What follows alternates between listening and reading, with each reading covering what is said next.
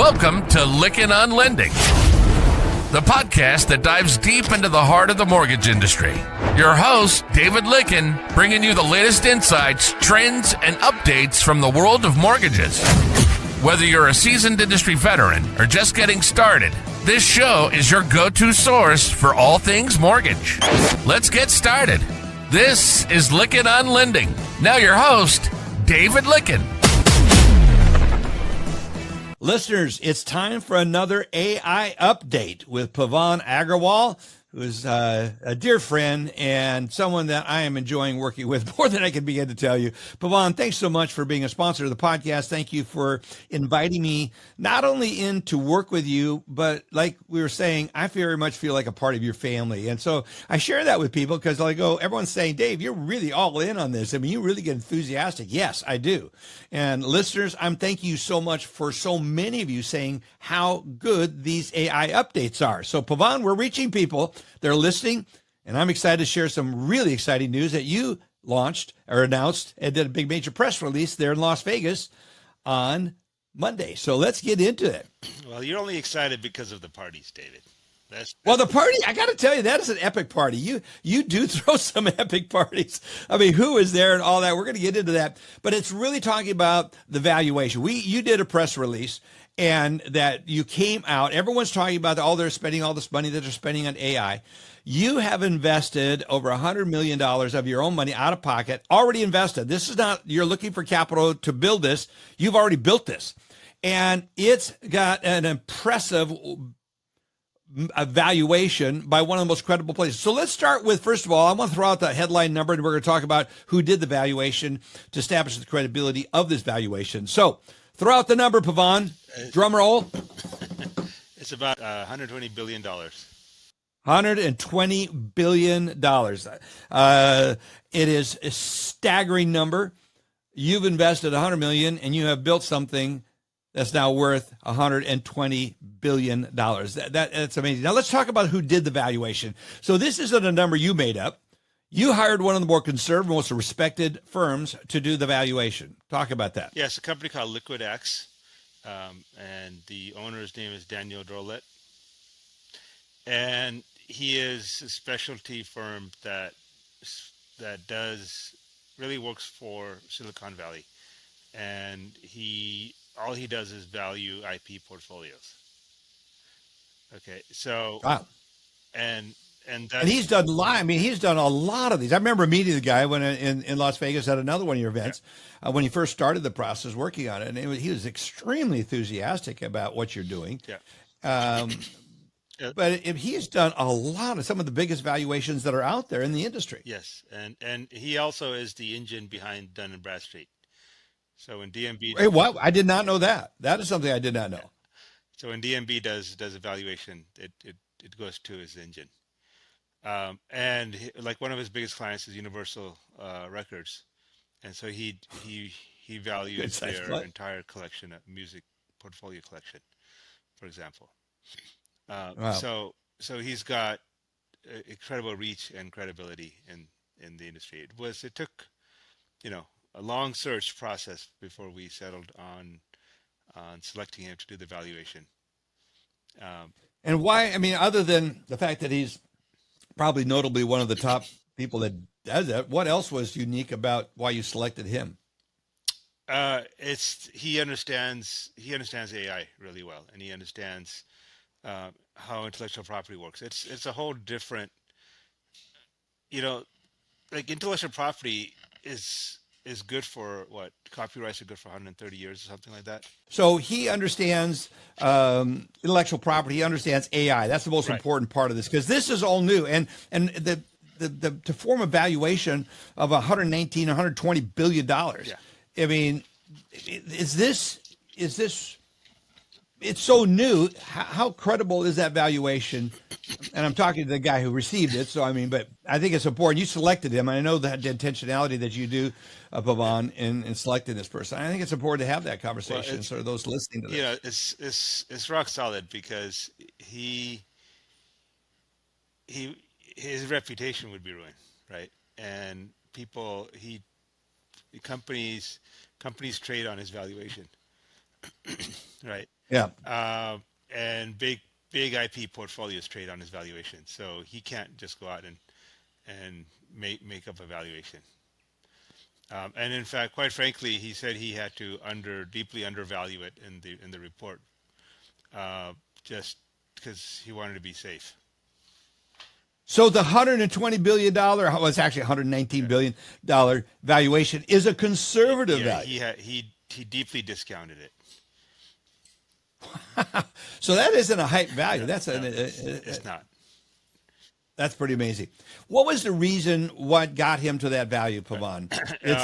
I know. Yeah. Well, first it's the intellectual property that's contained, and that's, for anybody who's building tech and doing a startup, that's my advice to you is don't underestimate the value of the intellectual property. If you start with first principles, if you build tech on a good foundation, it's going to last forever. Tech, I mean, this is not perhaps the best example, but if you think about the servicing systems out there like Black Knight and so forth, right? Those are old COBOL programs, written in the 60s, right? Right. And they're still in use. They're still in use today. I mean, perhaps they shouldn't be, but here we are, 60 years later, and that intellectual property is still printing money, right? So it's like with any asset, if it's not managed properly, it'll be ruined. But if you manage it properly, and if you build it properly, like let's say on a real estate portfolio, right? But if you built it on a foundation built of sand, it's going to collapse. Right. Right. But if you built it on bedrock, it's going to last a lifetime. And so let's talk about the bedrock you built this on. You took over your dad's company.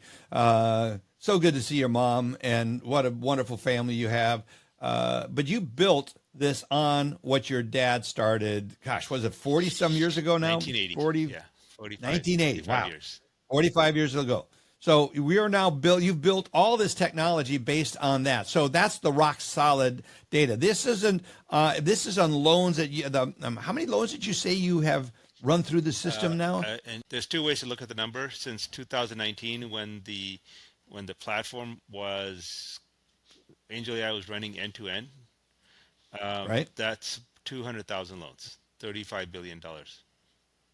35 billion, 200,000 loans have been run through the system already. Yeah, but in total, it'll be over 500,000 loans. Like, because the platform was developed in pieces over 25 years, maybe longer. Wow. Right. Wow. So when we first vectorized the data, which is the core of the AI, that was in the mid 90s. Okay. You said vectorized. Is that what you said? Vectorized the data. Yeah. Yeah, can you explain what vectorized for those of us that are neophytes in this? Yeah, I see. There was a previous podcast where we talked about this. We did a podcast last year, and I know. Some of the ones we talked about it last year. I did one more time, just real quickly, just touch in a concept. Yeah. What is vectorized? Yeah. So vectorizing the data means. Actually, I would recommend everyone to take a look at the white paper that we published along with the valuation. Yeah. And by the way, we're going to put a link to the white paper that was just published that shows the $119 billion valuation, and it goes through it all thoroughly. So we will publish a link to that, listeners, in the show notes. Yeah, and so the white paper is written by one of our researchers, as a person on our team. And, well written. And he explains in scientific detail what vectorized means.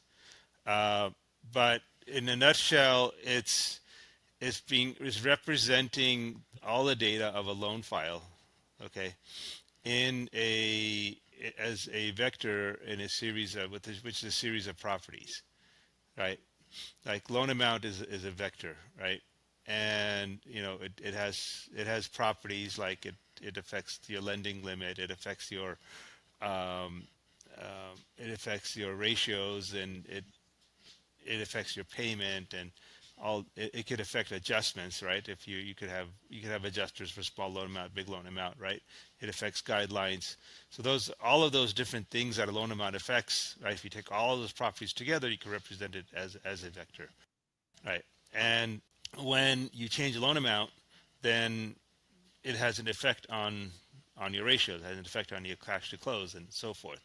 And so these there's a what the technical term is an attention mechanism going on, where one data point affects another data point, and there's a relationship.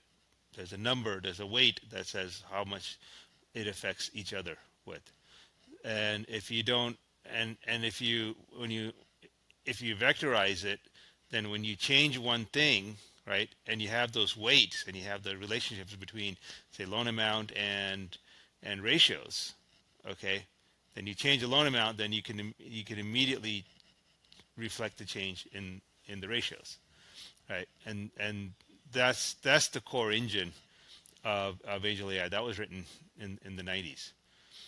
Okay, so in order for That's an important distinction. yeah, That's a really important yeah, distinction. So we have seen coming yeah, the newcomers coming to the platforms. I mean, I'm sure it's just so important to understand just how well based your technology is.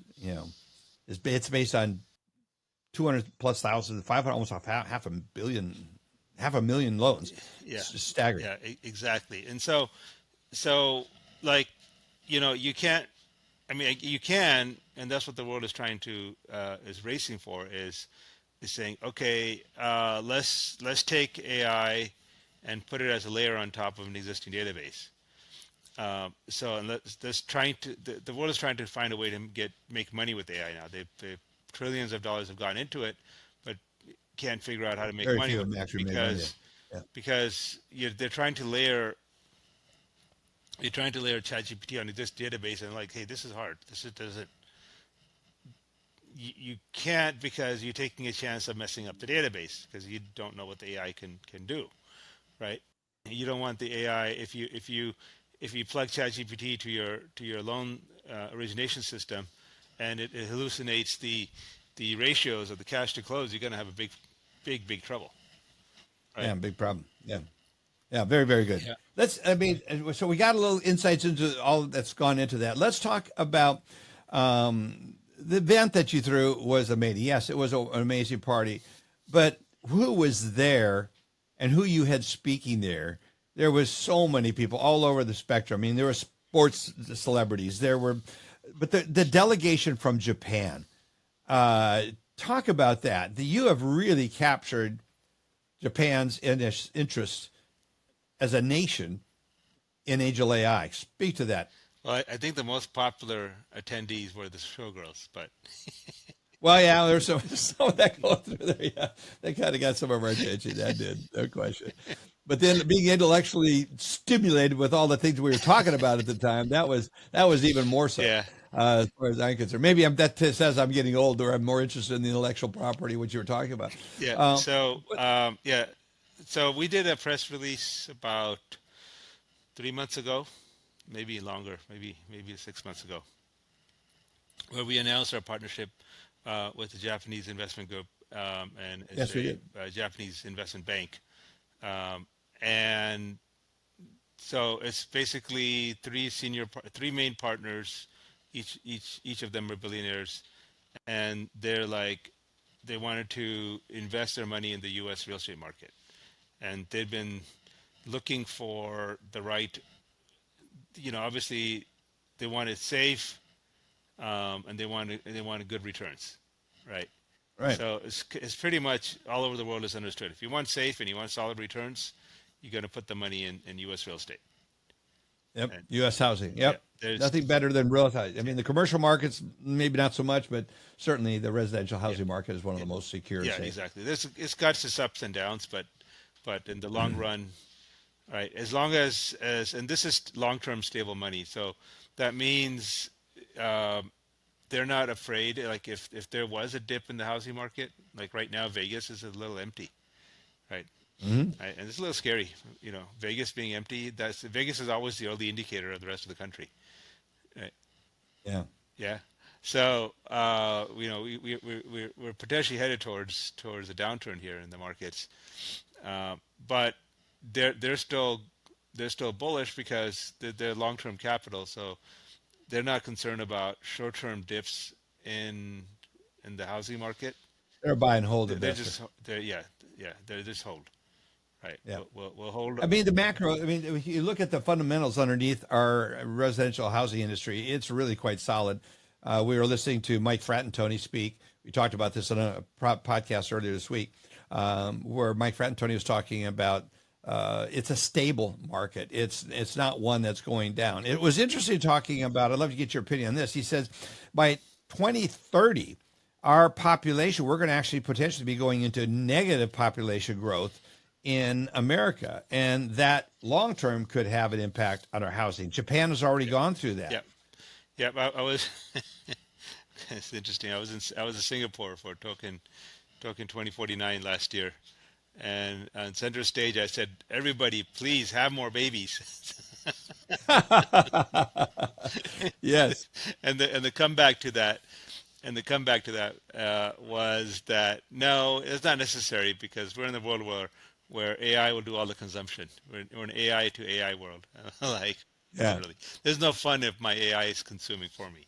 There's no fun in that. That's exactly right. Yeah. Yeah. No, no, Yeah. and I want to get into that because and in my next podcast with you, I really want to get into that because we was talking about Angel Twin and how the two technology. I mean, how your twin and my twin will be talking. How you'll have multiple twins talking and developing there. But that's what we're going to do. That's a teaser for our next podcast we're going to be releasing next week. But I'm really excited about getting this one out. So the event came in $119 billion valuation. It's based on 25 years, 25 years worth of work, and over 100 million invested in the business. What you've done, it's been a patient, long, arduous process. Why is what you built, Pavan, so much more secure in evaluation than what we're seeing being released by so many out there? Okay, because if you take a look at the headlines right now, Sam Altman just went out and said that, and he just completely changed his position, right? In fact, give me a second. I'm going to look out. Look, I got the exact quote from Google. So Sam Altman admitted that he was previously wrong about vertical integration into OpenAI, right? So what does that mean? Vertical integration means that AI is vertically integrated into a single industry, into a single business process. Okay, so up until this month, he was saying, no, you don't need to do that, and AI can, on its own, just learn every other industry. Okay, and then this month he said the opposite. He realized that's not going to happen. Right. So the race for what they call artificial general intelligence just made a major shift. Right. And essentially, this is equivalent to him admitting that artificial general intelligence is not happening, at least not happening anytime soon. That is, and what's Right. the implications of that? I mean, What's the implication is that we were right all along. We've been right for decades. yeah, you were right. So what you've been building is, yeah, it's Right, important to, yeah. Yeah. So And I think a lot of people bet on general intelligence, and that is turning out to when be. you bet on artificial general intelligence, that means you're betting on mega GPU farms, huge nuclear power data centers, and with the hope that you can throw enough at it that it can start to enough data at it that it can start to think and figure out complex things like FHA qualifying analysis, reading a bank statement, analyzing a bank statement, right? The idea is if you throw enough GPUs at it, it'll figure that out on its own. But here's the wake-up call with Sam Altman making this admission like this month, right? He's basically saying, no, that's not going to happen. Which means Which what is going to happen as a result of it, people have got to go back to the drawing board and do what you've been doing for the last 25 years. Which means you got to start with the first principle fundamentals and take a look at your database and take a look at how your data is managed and stored and dealt with. And you got to vectorize it like we did 20, 25, 30 years ago. Wow. It's all right. Yeah, because it means that your data in your database, I'll put it another way. Here's a simple way to understand vectorized data. The data in your database becomes a part of the AI. It's not a separate. It's not separate from the AI. It's not like you can have your chat GPT layer on top of your data. No, it means your AI and your data is one unit. It's one entity. Right. So that it means that the Right. AI is your data is the AI. It's a different, completely different way of looking at things. And that means, if you're spending a lot of money putting up big data farms and trying to get your AI to answer, trying to get your AI to process your loans, you're doing something in that architecture. Is theoretically impossible to do that now in that architecture. You can get close, you can simulate something to that nature, but you'll never be able to do what we're doing, which is issuing warranted answers. Right. Yeah. Right. And that we literally let the AI do its thing. We literally say, here's the bank statement and go do it. What that means is, if you're spending a lot of money trying to train an LLM to answer questions and analyze income and all of these things, you'll get something and it'll be helpful, right? But for you to be able to run the system hands off and just say, here's 1,000 loans, go analyze it, and it'll just go do its thing completely autonomously, it'll never happen. You could simulate things. It could be a nice, the farthest you'll be able to get it is for it to be a good co-pilot, but it'll never be a pilot. Well, that's got to be reassuring to many people listening to this, from the standpoint a lot of people are concerned that AI is going to put them out of work, eliminate their jobs. That's not true. Well, I again, it's the architecture, right? And the question was why did we get such a large valuation? Yeah. You've been listening to Lykken on Lending. Our passion is to bring you the latest insights, trends, and updates from the world of mortgages. So on this show, if you're a seasoned industry veteran or just getting started, it's your go-to source for all things mortgage. We hope you've enjoyed the show. We'll be back soon. Take care, and we'll see you next time on Lykken on Lending.